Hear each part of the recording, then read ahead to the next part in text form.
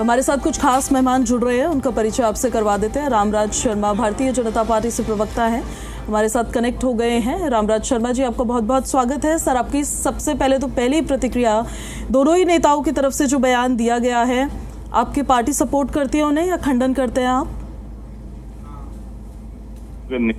निजी विचार हैं। और रही बात शर्मा जी का, मैं पढ़ रहा था, आज मैंने अखबार में पढ़ा था, तो उन्होंने, उनका भाव ये था कि भगवान परशुराम जी ने जीवन भर अन्याय के खिलाफ लड़ाई लड़ी, गरीबों के हित में लड़ाई लड़ी, उनका भाव ये था। और उन्होंने किसी जाति विशेष पर टिप्पणी नहीं करी। और ये तो तोड़ मरोड़ के कोई इस तरह से बयान पेश करता है। मैं उनका बयान पढ़ रहा था, तो उनका भाव ये था। और जहां तक एमपी साहब रामचंद्र जांगड़ा जी की बात थी, उन्होंने हमारी बेटियों की तारीफ करी, और क्योंकि वो हमारी एक बहुत ही, मैं समझता हूं, हमारी बहनों की प्रेरणा स्रोत, जिन्होंने जीवन भर महिलाओं के उत्थान के लिए, बहनों के उत्थान के लिए काम किया, उनकी जयंती थी, तो उन्होंने उनकी तारीफ की थी। तो और जहां तक वो आगे कुछ कह गए, उनकी भावना यही थी। और जहां तक पार्टी का सवाल है, वह उनके निजी विचार हैं। उन्होंने, पत्रकारों ने पूछा तो उन्होंने अपने निजी विचार प्रकट किए, तो उनके निजी विचार कह सकते हैं आप इसको। और जहां तक उनकी भावना का सवाल है, उनकी भावना, दोनों की भावना अच्छी थी। भावना रामविलास जी की भी यही थी। वह भगवान परशुराम जी ने जीवन भर अन्याय के खिलाफ लड़ाई लड़ी, गरीबों के हितों के लिए लड़ाई लड़ी, और इसलिए वो भगवान कहलाए। और जहां तक जांगड़ा जी की बात थी, उन्होंने भी हमारी बहनों की तारीफ करी।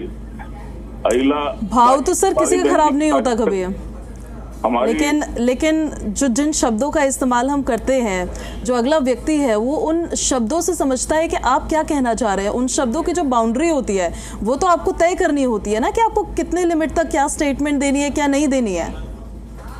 देखो, ये है कि भाई थोड़ा सा शब्दों का हेर फेर होता है, भाई अपने सही शब्दों का इस्तेमाल किया जाए। और जहां तक पार्टी का सवाल है, उनके निजी विचार हैं और पार्टी देखेगी इस मामले में। बाकी मेरा तो यही कहना है, तो उनके निजी विचार हैं, सोच समझ के बोलना चाहिए जी। इन पर कुछ एक्शन लिया जाएगा क्या? अभी ऐसी कोई बात नहीं है, क्योंकि अभी तो पार्टी देखेगी। अभी किसी को पता है, किसी को नहीं पता है। और जहां तक बात है विकसित भारत की तरफ, हमारा देश, हमारा राष्ट्र विकसित बनने जा रहा है। इस संदर्भ में माननीय प्रधानमंत्री जी ने कल सभी हमारे मुख्यमंत्रियों की, उप मुख्यमंत्रियों की मीटिंग ली थी, और उन्होंने साफ साफ सभी को ये दिशा निर्देश जारी किए थे, भाई विकसित, अपने अपने राज्य को विकसित करो और भारत को विकसित राष्ट्र बनाने में सार्थक दिशा में आप कदम उठाएं। और बहुत जल्दी ही विकसित राष्ट्र का जो माननीय मोदी जी ने सपना देखा है विकसित भारत का, वो साकार होने जा रहा है। और अर्थव्यवस्था में भी भारत, बड़ी खुशी की बात है, मैं आपके चैनल के माध्यम से हमारी देश की देवतुल्य जनता जनार्दन को बताना चाहूंगा, हमारा देश अर्थव्यवस्था में चौथे पायदान पर आ गया है। बहुत जल्दी ये पहले दूसरे स्थान पर भी होगा, और जापान को हमने पछाड़ दिया। ये हमारे लिए बहुत खुशी की बात है। ये बहुत अच्छी बात है सर, विकसित होना भी चाहिए, पूरा देश यही चाहता है। लेकिन अब आप भाव की बात कर रहे हैं, पर यहाँ पर सोच की बात आ जाती है कि अगर कोई ऐसी सोच के साथ ये कहेंगे कि वो लड़े नहीं आतंकवादियों से, पब्लिक, अपनी सुरक्षा करना पब्लिक की जिम्मेदारी नहीं है, उसको लेकर अगर वो ये स्टेटमेंट दे देंगे तो उनसे सवाल पूछा जाएगा, इवन आपसे भी पूछा जाएगा, और एक्शन उन पर अभी तक क्यों नहीं हुआ है इसको लेकर भी पूछा जाएगा। मैं लौट रही हूँ आपके पास वापस। हमारे साथ कुछ और मेहमान भी जुड़ गए हैं। ललित अरोड़ा कनेक्ट हो गए हैं, कांग्रेस पार्टी के प्रवक्ता हैं, और जेजेपी प्रवक्ता विजेंद्र सहरावत भी कनेक्ट हो गए हैं। आपका बहुत बहुत स्वागत है। ललित जी, आपका रुख करते हुए, भाषा की मर्यादा ये सिखाने की जरूरत पड़ेगी? अब इतने वरिष्ठ नेता हैं, उनको भी बयान है ना आजकल चारों तरफ से आ रहे हैं, जिसकी वजह से प्रधानमंत्री को ये कहना पड़ा कि भाई बयानों में आप थोड़ा संयम बरतें। लेकिन संयम बरतना और एक्शन लेना दोनों अलग अलग चीजें हैं ना। ये तो एक सलाह हो गई कि संयम बरतें, लेकिन जो बोल रहा है अगर आप उसके खिलाफ कोई दंडात्मक कार्रवाई नहीं करते तो फिर इसका औचित्य क्या है संयम का? वो तो हम किसी को भी कह सकते हैं कि संयम बरतो, वो फिर बोलता है। और बहुत से ऐसे लोग हैं इनकी पार्टी में जो संयम की सलाह के बाद भी बोलते हैं, और ये खुद जो ये आपके पास प्रवक्ता होते हैं, ये तो इन्होंने इनिशियली सपोर्ट किया कि रामविलास शर्मा ने भी ठीक कहा और उन्होंने भी ठीक कहा, जो रामचंद्र जांगड़ा है। अगर एक सांसद जो है महिलाओं के ऊपर में इस तरह के बयान करेगा, मैं इनको बता दूं कि इनसे पूछिए ना कि भाई तुम उसका समर्थन करते हो, साफ साफ बोलो ना कि समर्थन नहीं करते। स्टार्टिंग के इनके 4 लाइन सुन लीजिए, उसके बाद के विषय को ले गए भारत बड़ी शक्ति बन गया।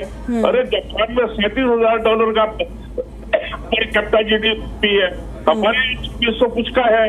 तो ये और आप 80 करोड़ लोगों को राशन दे रहे हो, शर्म नहीं चाहिए ये कहने में कि हम जो है अर्थव्यवस्था का साइज आम आदमी से नहीं कंक्लूड हो सकता क्या जी। दूसरी बात मैं सबको बताना चाहता हूँ कि AK-47 राइफल क्या है, इसका असली नाम है ऑटोमेटिक कलेशनिकोव। ये 30 गोलियां एक मैगजीन में आप डाल के, ये सेमी ऑटोमेटिक नहीं, ऑटोमेटिक वेपन है। और AK-47 राइफल में 30 गोलियां भर दी। इसकी बंदूक की नली से गोली छूटने की रफ्तार शायद 700 के करीब मीटर होती है। इस बंदूक से 6 गोलियां निकलती है 1 सेकंड में। तो जो आदमी इस राइफल को लेके खड़ा है ना आपके सामने, उसकी ताकत 100-200 लोगों के बराबर होती है। ये दीवारों को, यहाँ तक कि कार के दरवाजे को भी पार करके बंदे को मार सकती है। हमारे एक स्पेशल फोर्सेज एजेंट नक्की बिट ने आगे पीछे खड़े 2 लोगों को एक ही गोली से, 2 गोलियों से मार दिया था। और आप ये बात कर रहे हैं सांसद होते हुए कि ये सेमी ऑटोमेटिक भी कर सकती है काम, मैं ये नहीं करता नहीं करती। एक बार ट्रिगर दबाया गोलियां चलती रहती हैं। और ये यहाँ पे ये पानी, मिट्टी, रेत में भी काम कर सकती है। अगर ये पानी में डूबती रही ना 1 साल, तो उसके बाद निकालोगे 5 सेकंड बाद काम करना शुरू कर देगी। और ये लोग बोल रहे हैं कि वीरांगना नहीं थी वो। आप उन विधवाओं को जो ऑटोमेटिक राइफल और एक ऐसा अपराधी जो मानसिक रूप से विक्षिप्त है, जो धार्मिक रूप से धर्मांध है, जो आया ही मरने मारने है, उससे आप एक महिला सोच रही है कि मुकाबला वहाँ पे नेवी के सब लेफ्टिनेंट मेरे ही शहर करनाल के हैं, वो एक ट्रेंड सोल्जर थे और उनको अगर अकेला छोड़ देते तो 5-7 से भारी थे। लेकिन एक राइफल के सामने दुश्मन कान और पिछली साइड से सिर पे सटा के खड़ा हुआ है और आप मुकाबले की बात करते हो और उसके बाद ये कहते हो कि मुकाबला करते तो बच सकते थे, यानी लाशें कम गिरती। अब अगर रामचंद्र जांगड़ा खुद वहां पे होते तो शायद ये, मैं कहना नहीं चाहता, या कोई आम आदमी की पैंट गीली हो जाती वहां पे। इस तरह से आप देश के लोगों को कंपैरिजन नहीं कर सकते ऑर्गेनाइज्ड टेररिज्म से।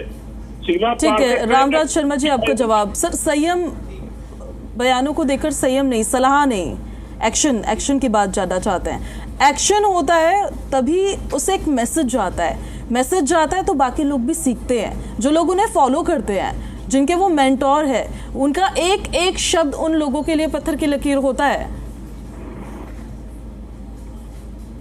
रामराज शर्मा जी, मैंने फर्स्ट टाइम में क्या कहा, ये उनके निजी विचार है, मैंने यही बात बोली आपके सामने। और वो आपके पार्टी से जुड़े हैं ना सर? हाँ, मैंने ये बोला उनके निजी विचार है। और दूसरा, पार्टी का इस मामले में संज्ञान लेगी। अभी किसी को पता है, किसी को नहीं पता है। आपके हाईकमान को पता है, उन्होंने सलाह दी कि अपने बयानों में मर्यादा रखें, संयम रखें, तो इसीलिए सर इन्फॉर्मेशन तो सबको है, ये मत कहिए आप अच्छा कि इन्फॉर्मेशन नहीं है। जब इतना महत्वपूर्ण मीटिंग चल रही है, हमारे देश के प्रधानमंत्री, विश्व के सबसे लोकप्रिय और ताकतवर प्रधानमंत्री, तो सारे देश का ध्यान वहां केंद्रित है। और ये बात ये हमारे को मर्यादा सिखाएंगे। इनके श्री प्रकाश जायसवाल हमारे बहनों के बारे में क्या बोलते हैं, इनके तंदूर, सुशील शर्मा तंदूर हत्याकांड भूल गए। ये एक वहां पे एक हमारी दलित की बेटी को जिंदा जला दिया अमृतपुर में, भूल गए ये। और तोला गुजर हमारी बहन, वो बकरियां चराने गई थी, वो उसको वहां पे उसके साथ क्या जगन्नाथ क्या करा उसके साथ में, ये भूल गए। ये हमारे को मर्यादा सिखाएंगे। आप याद करो श्री प्रकाश जायसवाल का, उन्होंने क्या बोला था उस टाइम में? केंद्रीय मंत्री थे। हमारी बहनों के बारे में, हमारी मातृशक्ति के बारे में, और जितना हमारी बहनों के बारे में, हमारी मातृशक्ति के बारे में विश्व के सबसे लोकप्रिय और ताकतवर प्रधानमंत्री आदरणीय नरेंद्र मोदी की सरकार ने किया, आप तो सपने में भी नहीं सोच सकते। 33% आरक्षण हमारी सरकार ने दिया, आदरणीय नरेंद्र मोदी की सरकार ने। और 3 तलाक जो हमारी मुस्लिम बहनों को बहुत परेशान बिल्कुल करते हैं ना सर, जो सराहनीय काम किया उनकी सराहना करते हैं, लेकिन जिस बयान की निंदा होनी चाहिए उस बयान की निंदा भी करनी पड़ेगी। वो निंदा आपको भी करनी पड़ेगी जो आप कर नहीं रहे, खंडन नहीं कर रहे हैं। आप मैं लौट रही हूँ आपके पास। विजेंद्र सहरावत जी, मैं आपका रुख करना चाहती हूँ। ये केवल भारतीय जनता पार्टी के नेताओं की बात नहीं है कि कोई अपने मर्यादा में ना रहकर बयान दे रहा हो, ये ऑलमोस्ट हर पार्टी में देखा जाता है, हर पार्टी के नेता के बयानों में देखा जाता है मोस्टली। अब वो पब्लिसिटी के लिए होता है, मीडिया में आने के लिए होता है, चर्चाओं में बनने के लिए होता है, लेकिन संवेदना भूल जाते हैं अपनी नेता कई बार। तो मैंने आपको पहले फर्स्ट टाइम में ये कहा था कि उनके निजी विचार हैं, और क्योंकि कल एक महत्वपूर्ण मीटिंग हमारे देश के बहुत ही मजबूत और लोकप्रिय प्रधानमंत्री ले रहे थे, तो पार्टी का सारा ध्यान वहां था। सभी प्रदेशों के मुख्यमंत्री, उप मुख्यमंत्री वहां पे थे, और भारत को विकसित राष्ट्र बनाने का जो सपना आदरणीय नरेंद्र मोदी जी ने लिया है, उस पर अमल करने की जरूरत है, उस पर प्रैक्टिकल करने की जरूरत है। इस संदर्भ में मीटिंग माननीय प्रधानमंत्री जी सभी मुख्यमंत्रियों को ले रहे थे। और रही बात उनके विचारों की, उनके निजी विचार हैं, पार्टी इस मामले में संज्ञान लेगी, और पार्टी हाईकमांड, क्योंकि ये वो सांसद हैं, ये वरिष्ठ नेता हैं, पार्टी हाईकमांड इस मामले में देखेगी। और जहां तक हमारा है, हमने हमारा being a spokes person, being a प्रदेश प्रवक्ता, पार्टी प्रवक्ता, मैं ये बात कहना चाहूंगा, वे उनके निजी विचार हैं जी। ये बात मैंने फर्स्ट टाइम में कहा, ये तो पता नहीं कहाँ लेके जा रहे हैं। और ये कांग्रेस वाले पार्टी, ये हमारे को मर्यादा सिखाएंगे। इनकी पार्टी के, और रॉबर्ट वाड्रा ने क्या बोला था? ठीक वो तो प्रमोट कर रहे हैं, ये तो पाकिस्तान की भाषा बोल रहे हैं, और ये हमारे को मर्यादा सिखा रहे हैं। इनके पार्टी है, वो राष्ट्रीय दामाद ने क्या कहा था, ये भी पूछ लो उनसे। कांग्रेस मैंने वही बात बोली ना सर, ये केवल आपकी पार्टी की बात नहीं है, ये नेताओं की ही बात है, ये अलग अलग पार्टियों के नेताओं की बात है। विजेंद्र सहरावत जी, अगर आप कनेक्टेड है सर, तो एक बार जरा बता दीजिए। मैं सवाल आपसे ये दरअसल ये वाला करने वाली थी कि संवेदना भूल जाते हैं most of the time, critical issues पे भी भूल जाते हैं नेता, कहाँ कमी रह जाती है सर? विजेंद्र जी कनेक्टेड है सर आप हमारे साथ? जी सर, आपका जवाब। हाँ, देखिए, कुछ नेता ऐसे होते हैं जिनकी राजनीति हाशिए पर चली जाती है, जिनमें रामविलास शर्मा जी भी एक ताजा उदाहरण है। उनको कोई सीरियस नहीं लेता, लेकिन वो जानबूझकर लाइट में आने के लिए ऐसे बयान दे रहे हैं ताकि हरियाणा में फिर कोई जातिगत बात हो। भगवान परशुराम जी सबके भगवान है, वो किसी ना रामविलास शर्मा जी के ना ब्राह्मण समाज के, वो सर्व समाज के भगवान है। उनके नाम से ये हरियाणा में फिर लड़ाई झगड़े दंगे करवाने की इनकी एक मंशा होती है। और बीजेपी के नेता जो हम अपने लोगों को इस तरह उत्साहित करते हैं, अंदर खाने वो उनको कहते हैं कि आप लोग करो ये काम, नहीं तो जैसे हमारे बीजेपी के प्रवक्ता साथी बोल रहे हैं, वो अपने आदमी को चुप कराने की बजाय, उन पे कानूनी कार्रवाई करने की बजाय, उनका समाधान करने की बजाय कांग्रेस वाले प्रवक्ता पर उंगली उठा रहे हैं। आपने ये बोला, आपने ये बोला, आपने। भाई आप सत्ता में हो, जो आदमी सत्ता में होता है सवाल जवाब उसी से किए जाते हैं, और उसको उनका जवाब भी देना चाहिए। अब रामविलास शर्मा जी कहना क्या चाहते हैं, करना क्या चाहते हैं, ये बीजेपी पार्टी तय करेगी। अन्यथा इस तरह के बयानबाजी से हरियाणा का माहौल बिगड़ सकता है, इनसे कोई फायदा नहीं होने वाला। अपने नेताओं को कंट्रोल में करना चाहिए। देश युद्ध पे बैठा है, देश में किस तरह का माहौल है, और ये जानबूझकर इस तरह के मामले क्रिएट किए जा रहे हैं। ऐसे लोगों पर जरूर कार्रवाई करनी चाहिए। अगर भारतीय जनता पार्टी इस पर कार्रवाई करती है तो अच्छी बात है, अन्यथा ये भारतीय जनता पार्टी की मिली भगत से हो रहा है। ठीक, रामराज शर्मा जी आपका जवाब।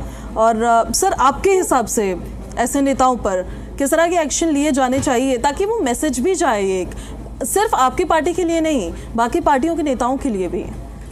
देखो, कोई भी पार्टी का नेता हो, उसने मर्यादा में रहना चाहिए, और इस तरह की कोई भी ऐसी स्टेटमेंट नहीं देनी चाहिए। सोच समझ के अपना पक्ष रखना चाहिए, सोच समझ के बोलना चाहिए। और जहाँ तक बात है हमारी बहनों का, जो सिंदूर आतंकवादियों ने छीन लिया था, ऑपरेशन सिंदूर किया, और आतंकवादियों के उनके घर में ठोकाए, उनके घर आतंकवादियों के अड्डे तबाह करे, जिसमें 200 से ज्यादा आतंकवादी मारे गए, और हमारी 2 बेटियों ने लीडरशिप किया। उन्होंने सिद्ध कर दिया हमारी बेटियां हमारी रानी की झांसी हैं, वो किसी से कम नहीं है। विश्व में डंका बजाया हमारी बेटियों ने।